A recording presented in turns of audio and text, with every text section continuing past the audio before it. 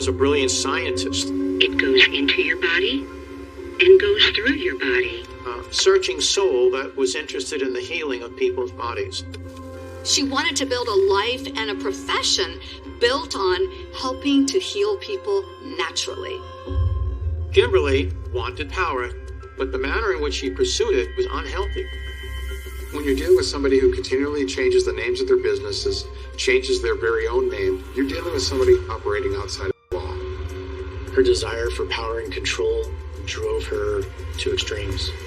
I will do whatever has to be done to survive.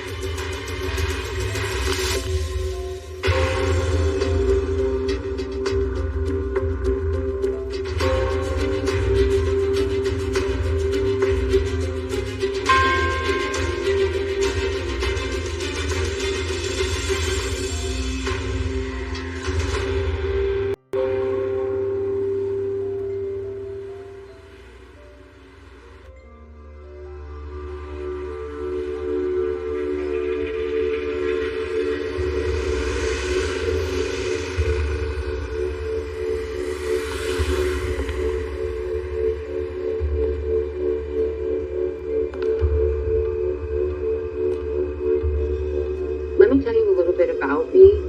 I was tormented a lot as a child. It's taken me my entire life to get rid of this anger. I am a strong person. I have to be to survive.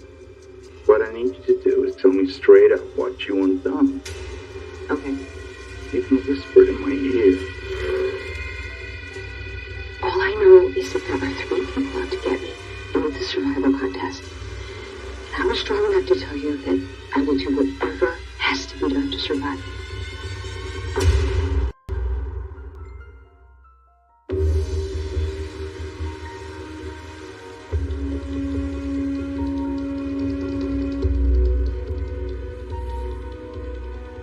Back then, and even now, California is a hotbed of alternative medicine. Most people with a medical condition look for alternative health and are searching to solve and heal themselves. When I met Kim Bailey as a kinship, I thought she was wonderful.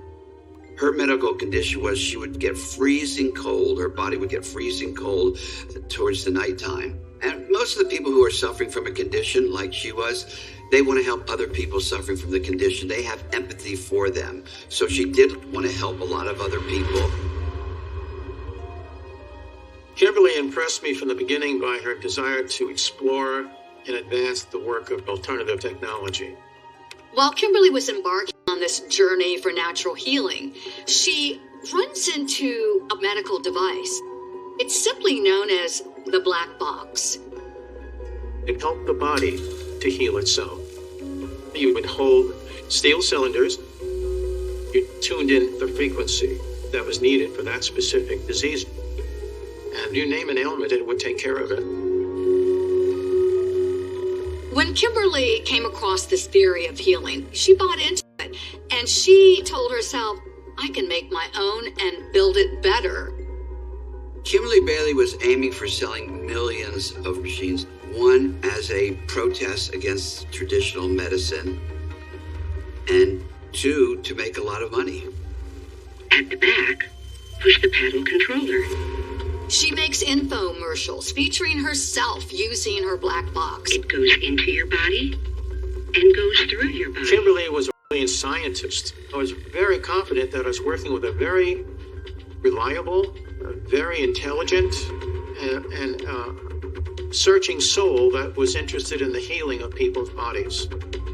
Kimberly Bailey is in her 50s. She's glamorous. She's a pioneer in alternative medicine. She's breaking through that glass ceiling of male-dominated healthcare. She's determined to take her business to brand new heights. By the mid-90s, Kimberly's ambition had turned to reality. She's making $100,000 a month. She's a millionaire a couple of times over. Now she's got money and she runs an empire. And with that comes a great amount of power. Kimberly Bailey owned a ranch in Fallbrook, California. It was a 33-acre avocado ranch. She had all of her computers there, her office was there, and lovely place. Business was conducted basically by mail and by word of mouth. As her business was predominantly mail order, it allowed her to remain quite private, and the ranch became her sanctuary. Kimberly became a good friend, a trusted friend. But when it came to her private life, I knew hardly anything about her. She would keep quiet about that.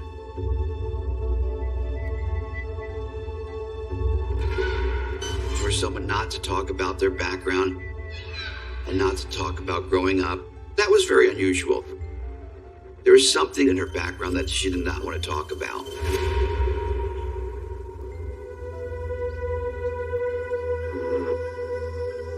Kimberly demanded full control of the workplace, full control of the employee, full control of everything. A friend of mine went to work for her. Kimberly was a workaholic of the worst order, and she felt everybody should work exactly as she worked. After 6 months, it was almost like a different man. He was angry, he was burned out, and he just left in disgust. I was shocked. I never saw this side of Kimberly before. What was driving her? What I would hope was the fact that she wanted to help the people.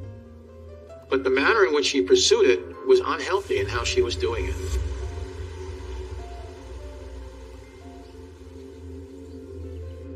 Kimberly Bailey is in the throes of her successful business. Now that she has built herself up from nothing, she's very determined to hold on to what she's built, and a ruthlessness begins to emerge, as well as paranoia. She suspects that her employees might be stealing from her. There wasn't much trust there. That's why she hired Richard Post to just at least collect the information and find out who's doing what. My dad was a private investigator. He was really good at his job. He always was being praised by those that he worked with. When Kimberly met my father and hired him, the first work order there was to find out who was stealing from her. Kimberly's suspicions of theft became larger and larger over time. I'm not a psychologist, but that paranoia ran through her constantly. This, I believe, led to my father being hired as a component to be able to kind of look after parts of her business. It really did start to filter heavily into my father's personal life. Kimberly would call pretty much every day, trying to find out different updates on certain items. Findings were somewhat inconclusive. At the age of 16, I was living with my father. It was just the two of us.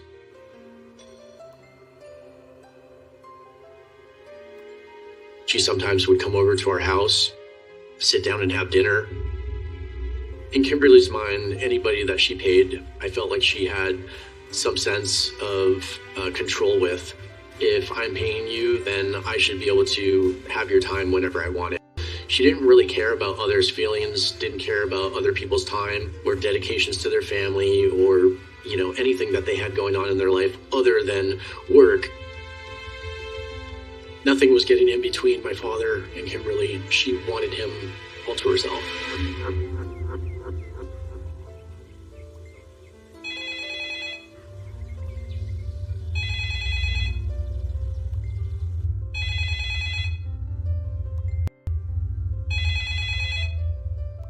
I received a call at our home. It was my dad's office. My father had gone down to Mexico with Kimberly. They weren't able to get in touch with him. We all tried calling Kimberly. We could not get through. I obviously was concerned. What's going on? Where is my dad?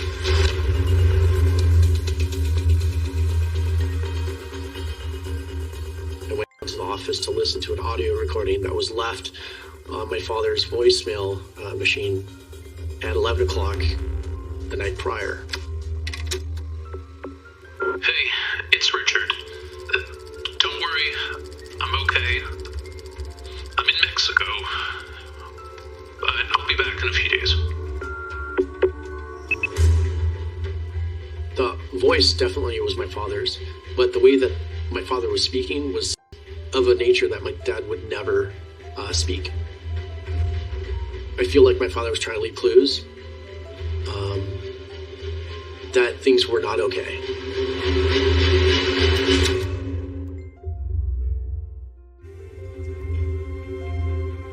The next day, we were able to actually get in touch with Kimberly Bailey.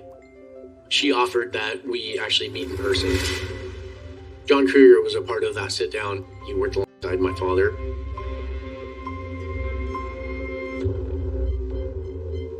She shows up. She has tinted hair color. That was not her natural hair color. In the period of time that I knew Kimberly, she had never dyed her hair, so it was just really odd. Sitting there with Kimberly, she's stating that they became separated in Mexico somehow. Almost like he was a set of keys, like that she had lost him. The meeting itself really did not do anything to satiate any of my concerns, questions. It just further impacted my belief that I knew that she had something to do with it.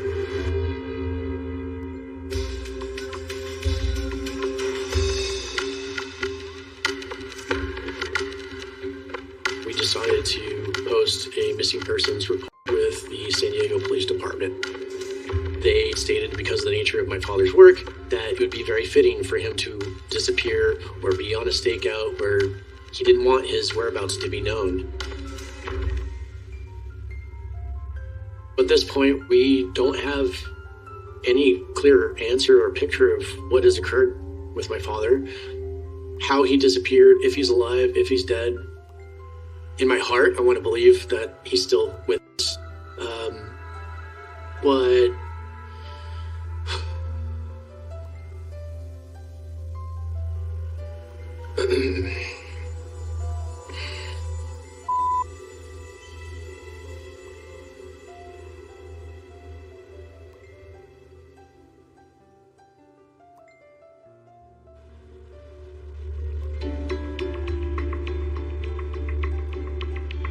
we became aware a local San Diego attorney had information on the kidnapping and murder of a U.S. citizen in Mexico.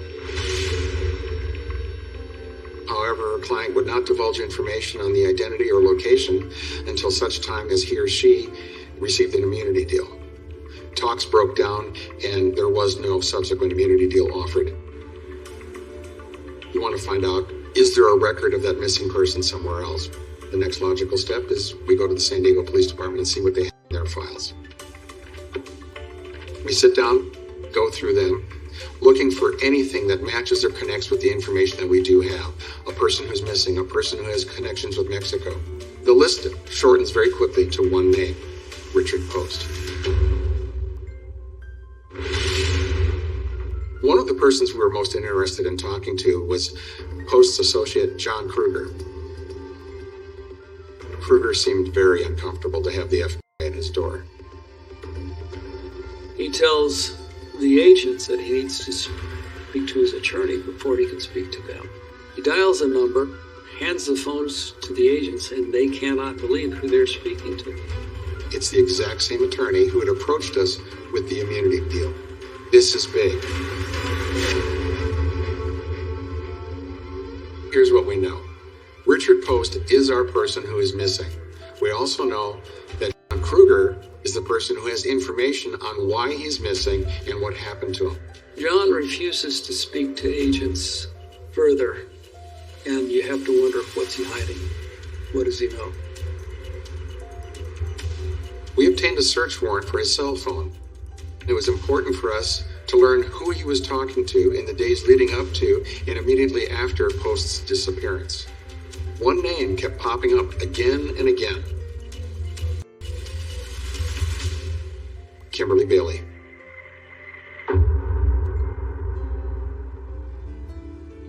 Kimberly Bailey is Richard Post's boss. Why is she and John Kruger talking to each other so often following the disappearance of Richard Post? The next logical step in the investigation is to find out more about Kimberly Bailey. It turns out we weren't the only ones that were interested in her. The Federal Trade Commission had an ongoing investigation concerning her running a potentially fraudulent business selling black boxes that she alleged would cure everything from cancer to AIDS. The way that Kimberly was able to successfully market these little miracle black boxes was purely by the testimonials of people who had bought them, used them, and swore by their ability to kill their pain. It is against the law to sell devices for healing when there is absolutely no medical basis to those claims. That's called fraud. Bailey had essentially been running the same business under multiple names. BioSolutions, Astropulse. And again, not a normal practice for most people in most legitimate businesses. It also shows that she is operating under a number of other aliases. Janet Fleming, Kim Davis. Having 3 different names is not normal for most people. You only do that when you're running away from something.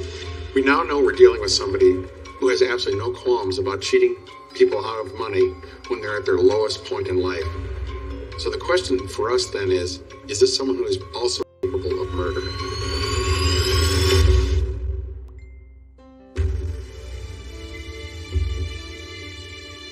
In 1997, Kimberly Bailey had contacted Richard Post because she believed that one or more of her employees were attempting to steal from her. Apparently, when you run a business where you're scamming people, you start to feel that everybody's trying to scam you too.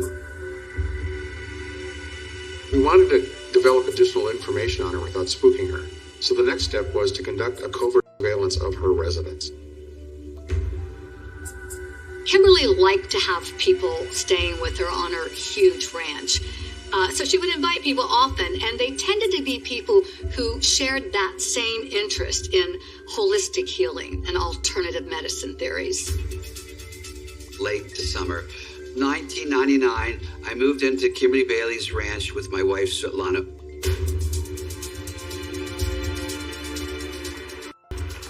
One day, Lana and I are driving out of the ranch,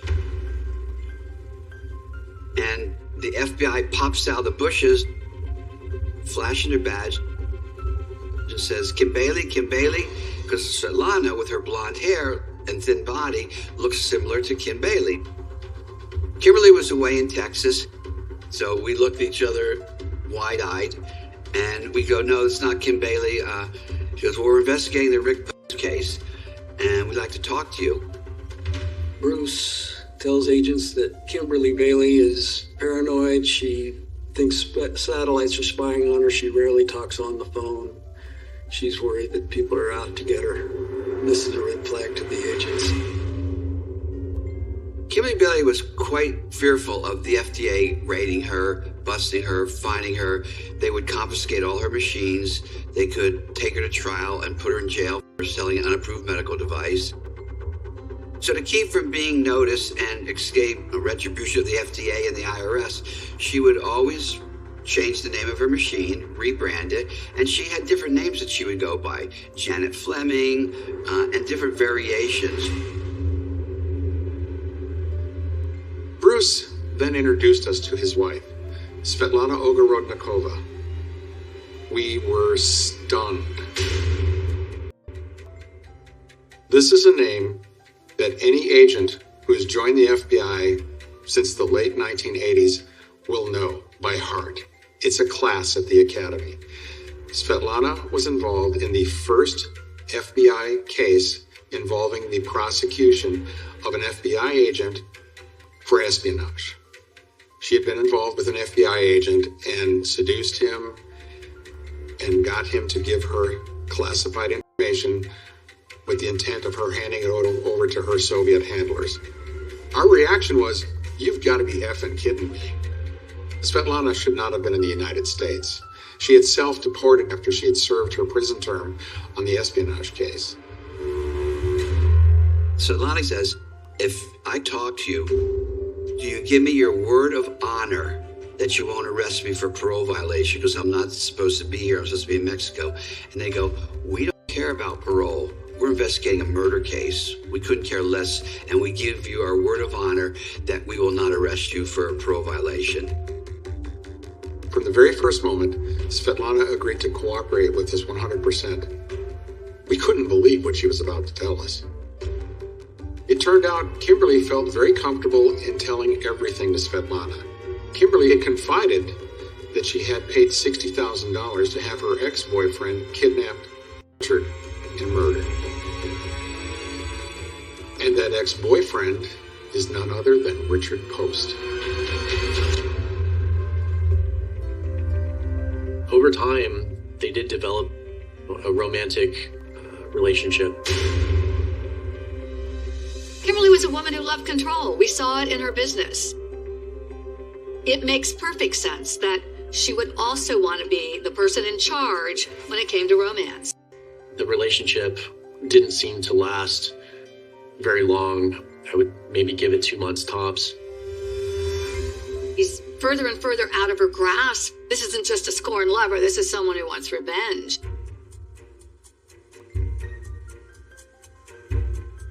It is interesting that Kimberly felt comfortable enough with Svetlana to tell her that she had in fact killed someone, but there probably was underlying motives for that. Part of it could be a domination and power move, letting her know that I am a person to be reckoned with. Maybe Kimberly Bailey, wanted to be like her or aspired to live that kind of exciting life. She probably thought that Svetlana wasn't going to rat her out for anything, that, she had done her time, she had done bad things, so she's sure as heck not going to rat out her buddy Kimberly. Finding Svetlana and have her willing to cooperate with us was kind of a good news, bad news situation. The problem is, she's got a history of spying. This makes anything that she says next to impossible to have it stand on its own. Having this confession from the Russian spy was not enough. We had to have it directly from the horse's mouth. Svetlana and Bruce contacted Kimberly and told her that she needed to return as soon as possible. A large business deal was in the making, and she needed to be present right away. The ruse was that she has a $400,000 machine sale, and we have a buyer. That was the ruse to get her to come back. The trap is set, but Kimberly has spent a decade building this empire, and she's not going to lose it without a fight.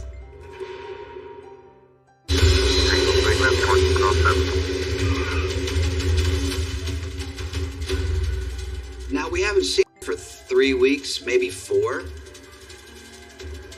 So we pick her up, and she was now suspicious of us. The car that they put Kimberly in was wired for sound. An FBI vehicle was following behind.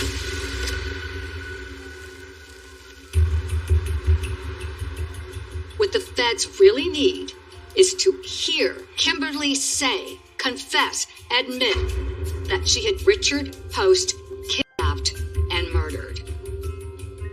What happened? I can't. I don't even remember. So we're driving, and she's not forthcoming on telling the story. She's keeping her mouth shut.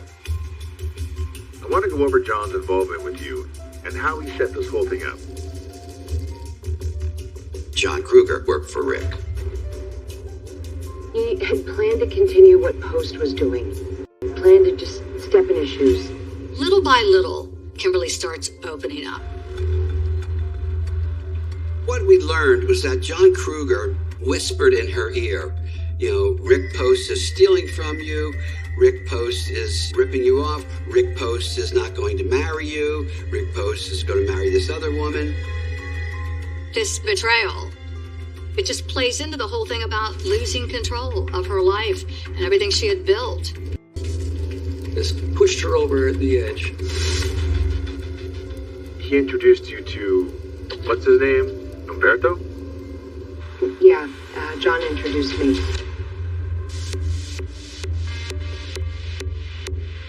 In mid-August 1998, Kruger introduces Bailey to a Mexican named Humberto Uribe. They come to an agreement where Uribe will kidnap Richard Post for $40,000. She's treating this like a normal business transaction, like selling one of her black boxes. A plan is hatched between the three conspirators to lure Richard to Mexico for a purported business trip. Okay, you drive to Mexico? Tijuana. We went to the pharmacy. 2 kids rushed up. The next thing I know, he was in the van and they were leaving. There's not a good ending to that scenario. It just doesn't end well, ever.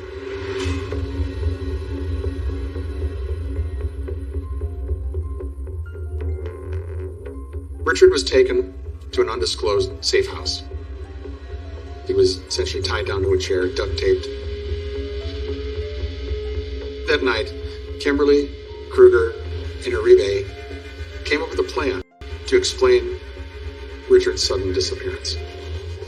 They give him some words to say, and he is to recite these words in a voicemail message. Hey, it's Richard. Hey, I'm in Mexico on a business trip. Don't worry about me. Everything's fine.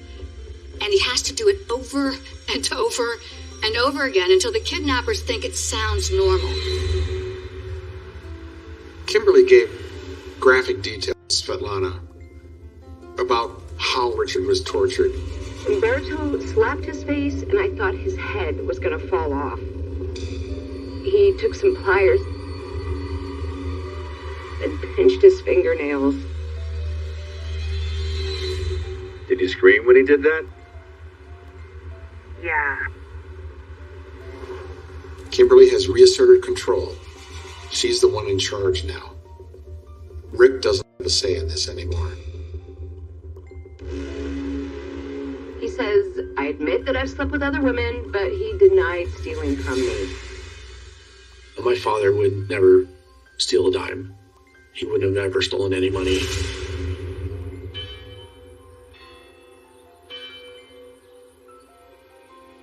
He was beaten repeatedly, constantly questioned, but his story never wavered. On day 5, Uribe approaches Bailey and tells her, we have a problem. Humberto said, he's already seen our faces. We have to kill him. And I said, do what you have to do.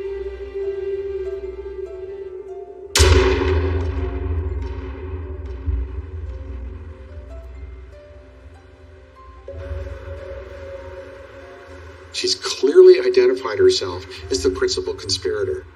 She's the one that's in charge of this operation and is calling the shots. They're looking at me through a microscope. Anything could set this off and I could go to jail. Now I'm seeing that when I did one thing, all of the things that I had built through my entire life were lost. And now if I have 3 other people killed, I know that you would have done this against your own enemies if you had wanted to. It's a very, very difficult thing to do. Kimberly tells Svetlana she fears there are people that may turn on her and she wants them eliminated. So again, she asks Svetlana, do you know anybody from your days as a Russian spy that can help me with this? I could call him now and see if he could come around and meet you. I would have to ask him if there's any way it could be an accident.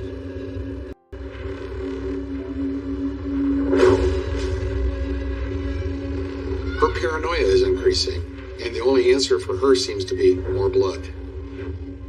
She's already proven that she's perfectly capable of having someone killed, so if action isn't taken, there's a lot more people that could be hurt. At this point in the investigation, we have a full-blown confession, essentially on tape from Kimberly Bailey. However, we don't have a body. To make sure we have a successful prosecution, we need to make sure that we've got every possible angle covered so the investigation continues.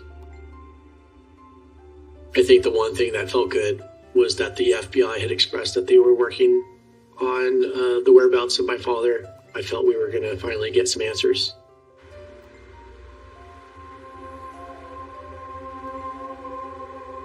Throughout her relationship with Svetlana, Kimberly had continually been pressing her for, find me someone who can kill the people I want eliminated. Using this as an opening, the FBI decided, we're going to give you the hitman you've been asking for.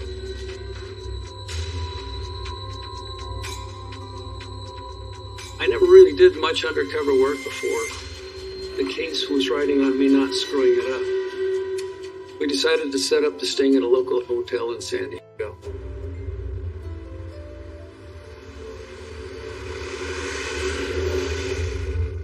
The room is prepped by having at least one camera and then 2 or 3 mics in addition to the mics that I was wearing on myself.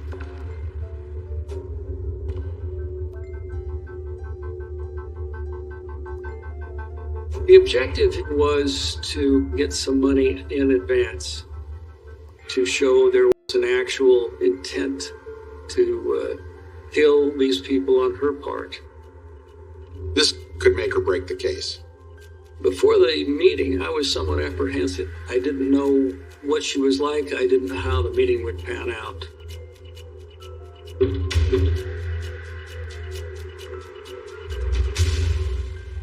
How are you? Pretty good, thank you.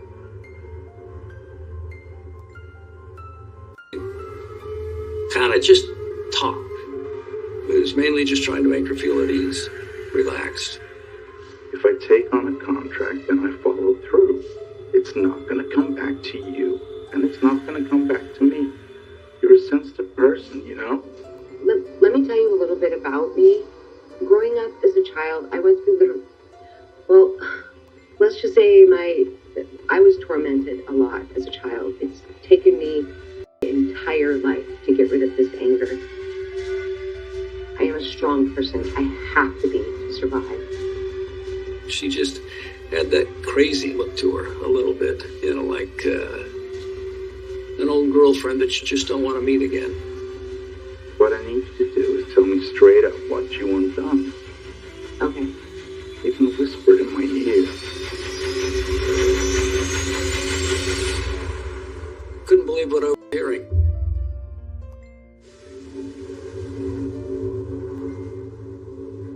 All I know is that there are 3 people out to get me, and it's a survival contest. I was strong enough to tell you that I will do whatever has to be done to survive. I deserve to live. They don't. Somebody is trying to have me killed. She felt that she was in danger and that people were trying to kill her. Who are these people specifically? John Kruger, there's an attorney, Mario Belmonte, and the third person is Gabino Palafox. She listed 3 people that she wanted killed. John Kruger, a Mexican attorney, and her gardener. In her eyes, it's kill or be killed. It's Darwinian, survival of the fittest. And as far as she's concerned, she's the one that deserves to win. She's the one that deserves to live. Money didn't seem to be much of an object. She had me 10 grand, and then she would pay me 10 grand for each person killed when that job was done. I thought, great, we've sealed the deal. We can move on. As long as I don't lose it on my way down to the lobby where I turn it into the other guys, it's all good. She's exchanged money for an act of murder to take place. This clearly lays out her intent. You don't need a body. You don't need to actually have anybody harmed at this point. She's committed a felony. No question. Now it's time to move forward, take her into custody, and bring this case to a close. At this point, we have a solid case that will allow us to obtain warrants to arrest 3 people: Kimberly Bailey, John Kruger, and Humberto Uribe. At this time, Kimberly Bailey goes missing. A problem with this is she's already established a pattern of behavior where she's willing to violently eliminate people who cross her path. We need to find her, and we need to find her fast. On April 4th, 2000, John Kruger was taken into custody near the Mexican border. He was attempting to change the plates on his car, making it obvious that he was hoping he could get away and nobody would find him. John Kruger admitted that he had whispered in Kimberly Bailey's ear that Richard Post had been unfaithful and had taken money from her. John Kruger felt that he was undervalued, and he had a desire for more money, more power, more position. He wanted what Richard Post had. It worked for him because after Richard disappeared, Kruger got his job. It's really low. I'm just hearing about that for the first time. Yeah.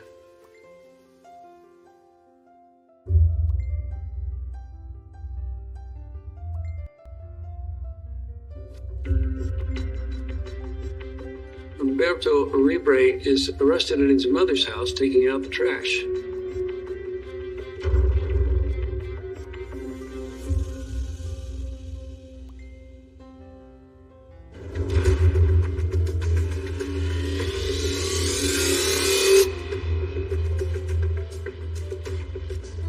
Kimberly Bailey was found at a Mexican airport with a fake Canadian ID.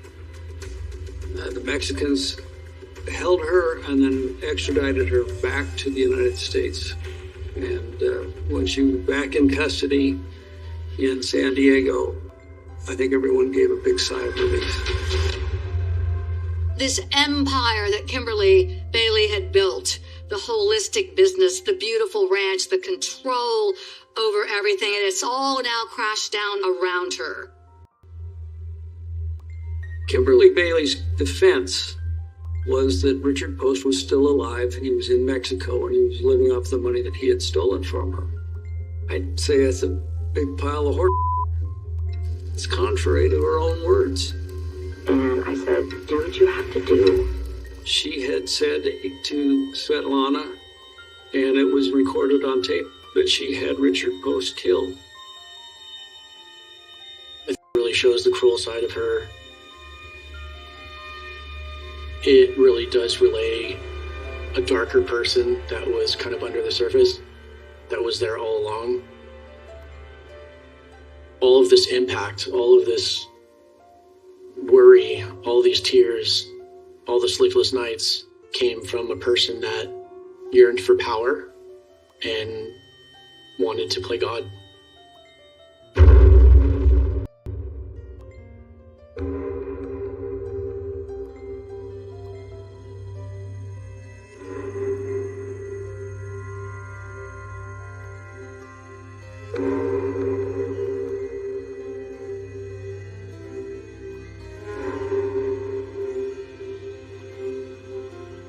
While serving her sentence after conviction, Kimberly Bailey contracted cancer herself.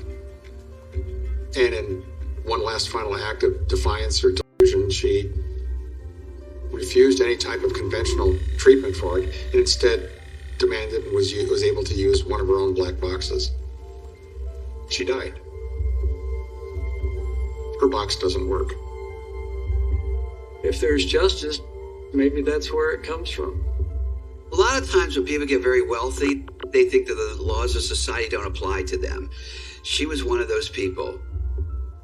Kimberly Bailey's a classic case of abuse of power. She owns this company. She hires people to help her, and then she thinks that they owe her their lives and that she has power over them. It's unfortunate. Rick Post was killed because she thought she had the right to do that.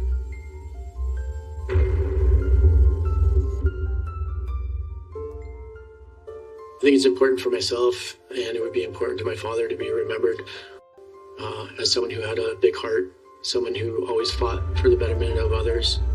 He was the type of person that would run towards danger in order to help a stranger. So I really, even though he's gone, I still feel that there's a great amount of spirit that is my father's that I try and keep alive in my life and in others. And to me, that's really important. And I think that would make him smile.